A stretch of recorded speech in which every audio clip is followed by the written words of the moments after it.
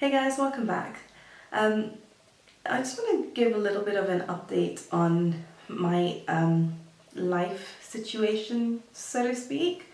So the last video I actually filmed was early October, where I hauled some products, and then after that there's been a couple of videos up on my channel which I'd pre-recorded and scheduled to post when they came up. I've been meaning to film some reviews, especially because they've been requested, but we've had a really crap couple of months, actually since middle of October. So in one of my videos, in the whole video, I mentioned that my grandmother wasn't doing too well.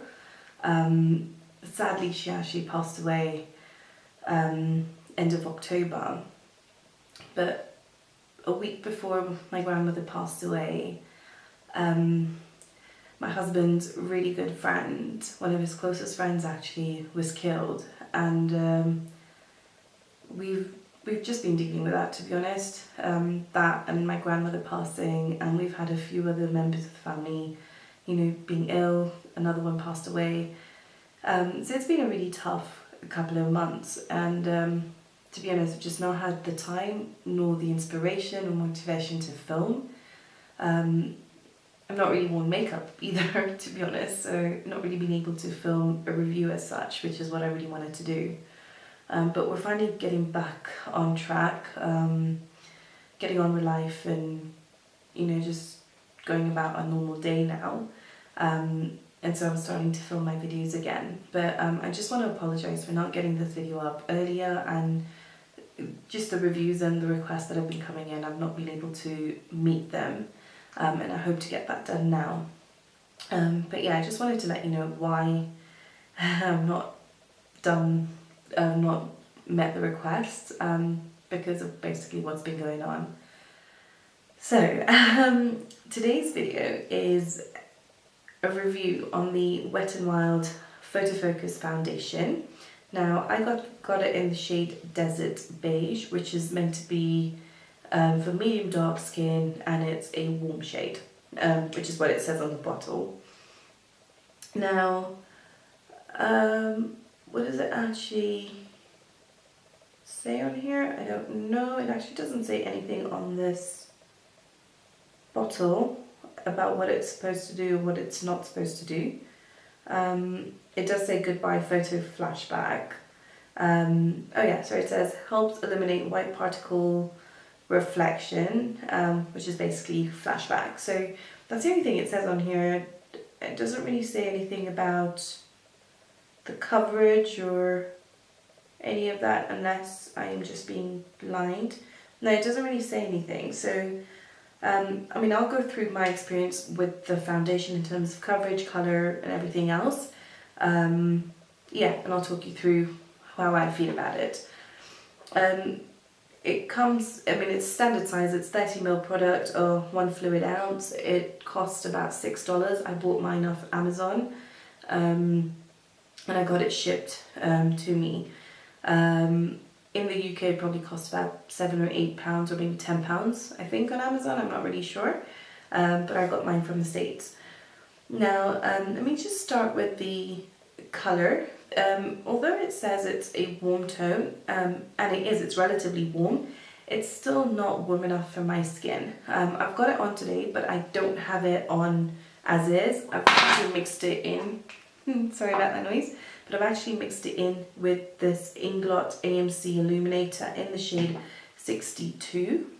My light's quite bright. I don't know if this is going to focus, but this is a very yellow gold illuminator, and it's the only one I had that would actually balance the tone of this foundation for it to be perfect for my skin.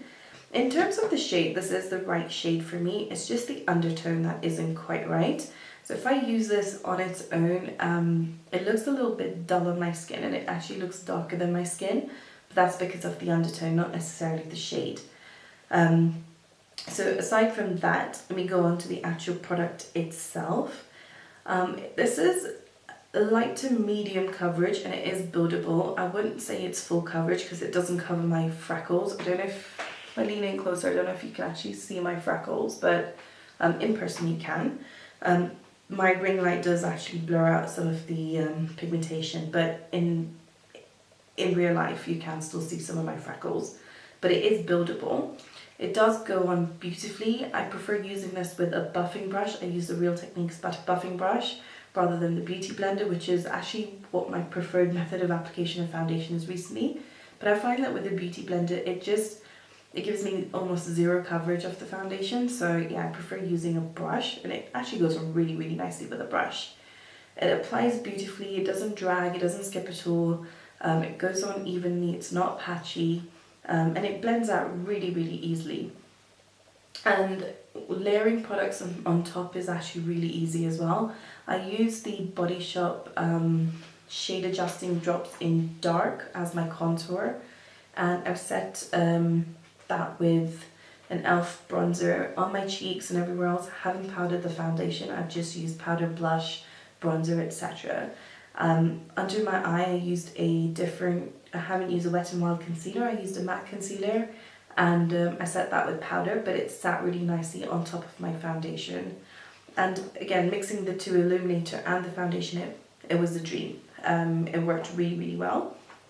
I've used this foundation with and without primer. Makes no difference on my skin. Today I'm wearing it without primer. I've had this on for, what's the time now? I've had this on for about 12.5 hours, which is a very long time for me to have foundation on. It's not tacky at all, even though I haven't set it. It's lasted so well all around my face except on my nose where it's worn off, which most foundations will. And it's cracked a little on my laugh lines. That started around the 8-hour mark. And I will insert clips of the wear of this foundation through the day. But it's actually performed so well. I've actually worn this without the illuminator as well, just to see its performance, and it's the same. So this actually doesn't prolong the wear, it doesn't adjust the wear of the foundation at all. It doesn't oxidize on my skin, but I've heard for some people it does oxidize, but it hasn't done on my skin. It actually stays the way it is. In terms of the flashback, and I will insert clips of this, there's absolutely no flashback on this foundation, which is brilliant. The one negative thing about this bottle though, it stinks. It absolutely stinks. I hate the smell of this. It smells like, yeah, it smells like oil paint, but like really nasty oil paint. The only good thing about this is that the smell doesn't linger on, so once you put it on your face and blend it out, the smell disappears. But yeah, it stinks, absolutely stinks in the bottle. It comes with this spatula, which you just basically place either on the back of your hand or directly onto your face and blend out. I actually quite like that. You know, it's not the most hygienic way of applying foundation, but this is my own. I don't really share it with anybody. I do go directly onto my face, but you know, it's not the, I don't share it, so it's fine. But it would be more hygienic to have a pump, but I don't mind the spatula, to be honest. But in terms of the foundation itself, so on my skin, I've got normal to dry skin. I used to have really, really dry skin, but it's changed a little bit more oily on my T-zone. Generally on the rest of my face, I'm a little bit dry, but not as dry as I used to be. But I do prep my skin really well, so I moisturize my skin really, really well. I use under eye cream and all of that, and then I go in with the foundation, and it works really well. It doesn't cling to any dry patches, it doesn't accentuate any dry patches, doesn't accentuate my pores, which I have around here. I've got large pores around my nose and the center part of my face. It doesn't enhance those. All in all, I think this is actually a really, really good foundation. If you can find your shade match, then I would highly recommend this. If you've got oily skin, you're going to love this. It gives me a demi-matte finish, not entirely matte, but not definitely not satin. I would say demi-matte finish. It looks dewy on my skin today because of the illuminator, but I mean, this is illuminator all over my face, and this is how it looks. So without it, it's demi-matte. a little bit more matte on the sides of my face and more demi-matte on the centre part of my face, I guess, because I'm a bit more oily. If you're oily skin, it would probably be demi-matte to a satin finish. Like I said, I haven't powdered my skin and it's lasted beautifully, but if you're oily skin, you will need to powder it down for it to last longer. But yes, I love this foundation, and I really wish that it was a little bit more yellow in tone so I wouldn't have to mix in with the illuminator. I don't mind dewy skin, so I don't mind doing that, but it would be nice to be able to wear this as is. But if you can find a shade that suits you, that works for you, then I highly recommend this foundation. And for $6 you can't really go wrong, as long as you can get past the smell, because it is quite an offensive smell, I won't lie. But if you can get past that, then the foundation performs amazingly well. Let me know if you want me to review any other products, but for now, thank you so much for watching this. Please subscribe to my channel if you haven't already, and I will see you all next time. Thank you. Bye.